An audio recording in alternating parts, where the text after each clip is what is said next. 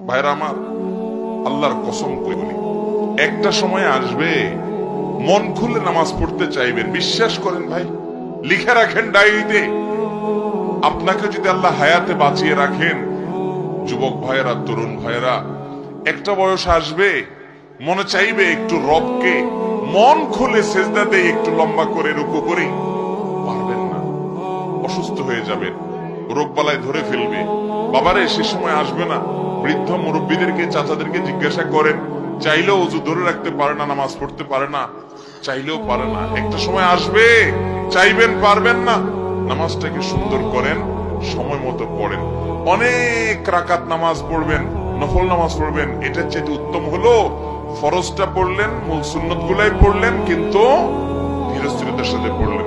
10 রাকাত তাড়াহুড়া করে পড়ার চাইতে 2 রাকাত আস্তে আস্তে পড়া অনেক বেশি